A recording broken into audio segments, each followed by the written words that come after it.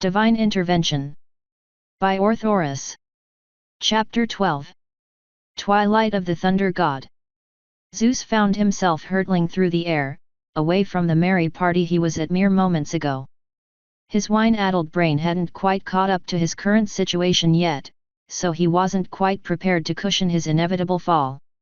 He hit the ground hard, ragdolling over an impressive distance before eventually slamming into a marble pillar of a building, leaving him sitting upright with his back against it.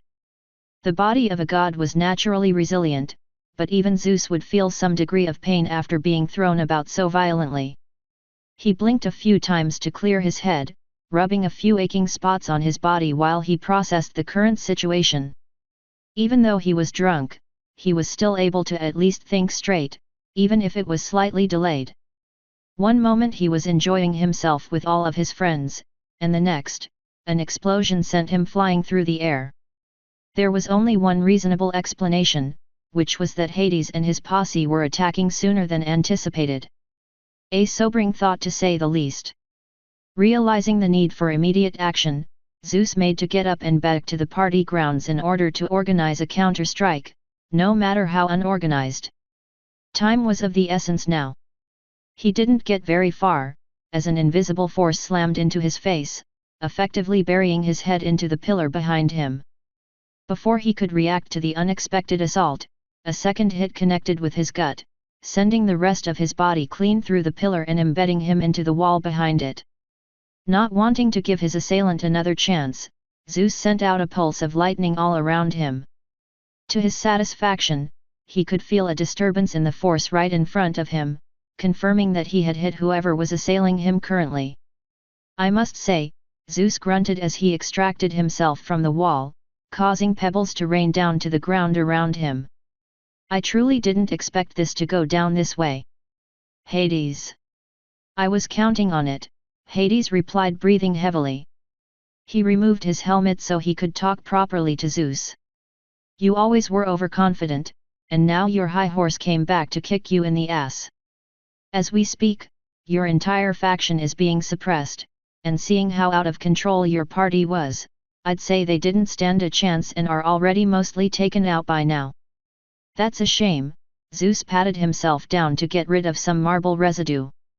"I was hoping to crush your little resistance with overwhelming power. But I must admit that you've outsmarted me in this instance. You were always the better tactician." "I'll take that compliment for what it is," Hades nodded.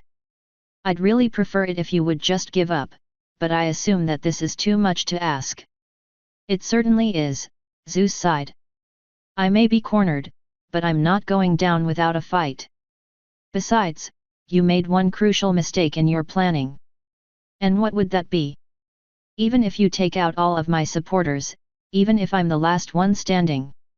Once I take you out, the rest of the other gods will be a piece of cake to defeat," Zeus smirked. "And to be honest, I don't think that'll be so difficult." "I see," Hades let out a guttural laugh. "It seems we think we are more alike than I thought. It just so happens that I was thinking the same thing." "Taking you out," Hades put his helmet back on, once again turning invisible. "Shouldn't be too hard." A split second later, lightning struck the ground where Hades disappeared, the following thunder working as the bell announcing the fight's official start. Zeus realized too late that Hades had already moved, his mistake costing him dearly, as he was struck again, crashing through the wall he just extracted himself from. Asterisk. Atlas's hooves clacked as he walked over the obsidian platform he made to hold the array. Luna was slightly off to his side, doing the same thing as he did, which was checking the embedded runes for any discrepancies. The sun was shining down on them as they diligently worked. Luna was really the only pony who could possibly help him out with this task, and ever since Atlas delegated most of his more simple tasks to the mages of Equestria, there was little else than they have been doing ever since. Setting up an array of this size was a monumental task, and they couldn't afford to make a single mistake. Not to mention the fact that they had been teleporting all over Equestria to set up the relay arrays as well. They were mostly controlled and managed by a small horde of Discord clones, but his knowledge on runes was still far below Atlas's and Luna's. They had been slaving away for days, albeit making sure to take frequent breaks. They couldn't risk making careless mistakes due to being sleep-deprived, and as such slept for 5 hours each day, although not at the same time. They mitigated any leftover sleepiness with reinvigorating spells from Atlas's arsenal, which allowed them to work tirelessly. Only 3 days remained until the deadline. Ponies and other creatures arrived in Ponyville from all over Equestria. The small town had become a huge center of activity over the past few days. Unable to accommodate all of the visitors, the outskirts were filled with tents. Being able to provide enough food for this many ponies was nothing short of a miracle, only made possible by the crown splurging on their budget. Celestia had done some incredible work organizing this whole mess, and without her handling the logistics, giving Atlas some peace of mind, they would never even had made it this far. "Dad!" Luna suddenly called, ripping Atlas from his thoughts. "Can you come over here for a second and check this part?" "Sure thing." Atlas made his way over to his daughter, finding her thoughtfully looking down at a set of runes. "What is it?" "This sequence here seems a bit off to me," Luna said.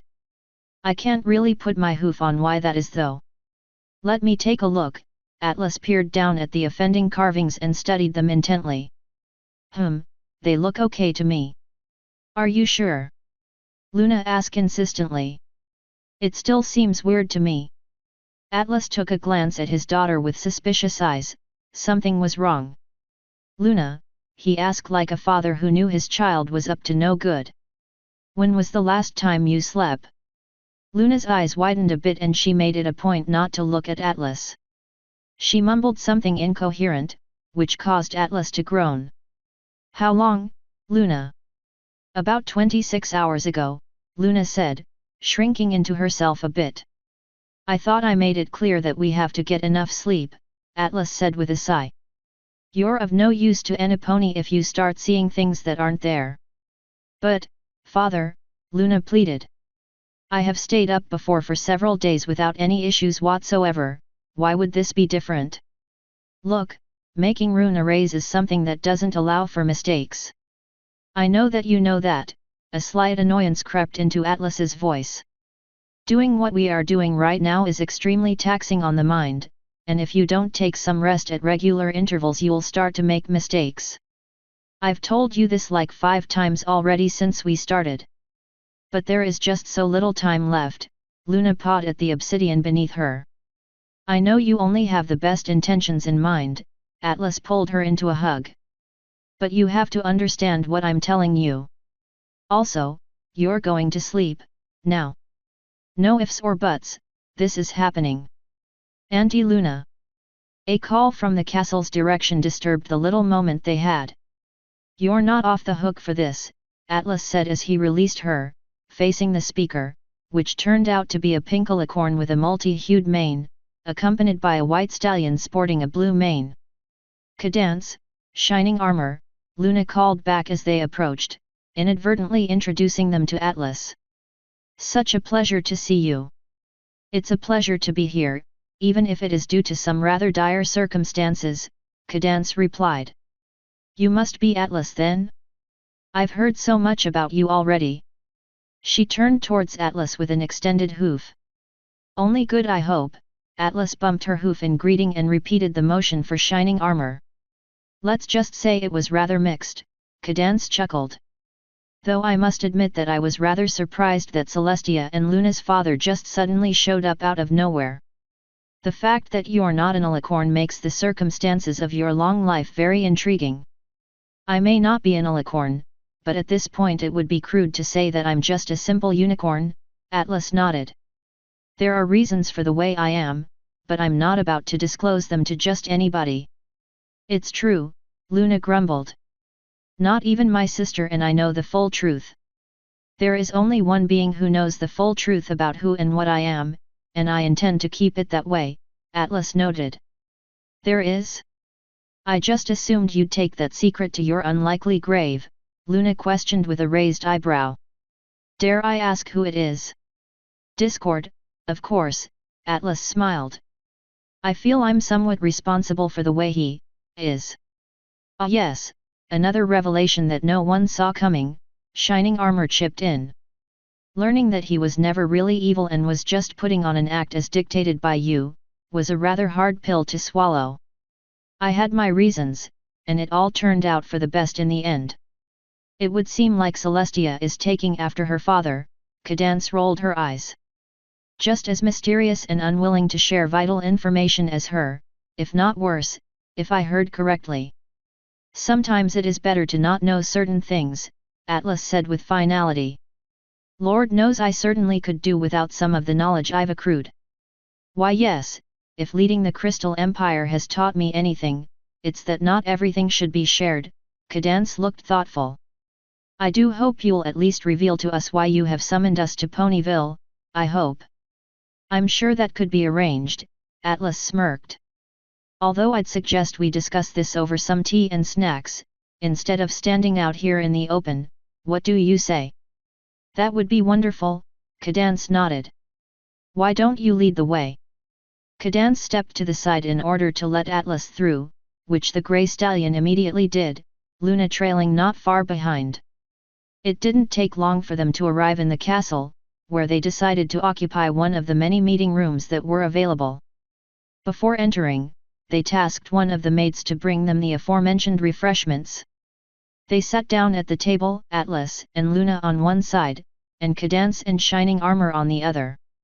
It sure seems weird to see Twilight's castle this bustling with activity, Shining Armor commented. I've gotten used to how empty it is usually. I'm surprised this hasn't happened sooner, Cadance nodded. She is a princess after all. Young Twilight has refused to employ the aid of other ponies until recently. She only agreed to it due to the somewhat dire circumstances this time around, and only as a temporary measure, Luna commented. It sure is growing on her though, Atlas chuckled. She might just keep them after this whole debacle is over.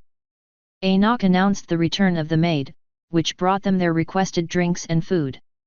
She efficiently distributed them and left the room with a small bow, leaving them to their talks. So, how much do you know? Atlas asked, deciding to stop beating around the bush. Aunt Luna has informed us on pretty much everything as far as I can tell, Cadance replied seriously. We have been corresponding via letters for a while now, and Discord visited every now and again to tell us the breaking news. Which also took some getting used to, Shining Armor supplied. The one thing we don't quite understand is why you need us to be here. If I understood everything correctly, we could just be located at the array Discord is setting up in the Empire, Cadance mused. Or is there something I missed? You could say so, yes, Atlas stroked his chin. Although the transmission from the various arrays is as effective as can be, there is some unavoidable loss of mana on the way from the location to here. As such we are gathering the most powerful entities in Ponyville, as to keep the loss to a bare minimum. And to be perfectly honest, among all of the ponies we're gathering, you two have some of the biggest mana pools around, especially you, Cadance, seeing as you're an alicorn. I feel flattered to also be included in this upper echelon, then, Shining Armor said with a slight grin on his face. Do you need us to do anything special? Cadance asked after elbowing her husband's side.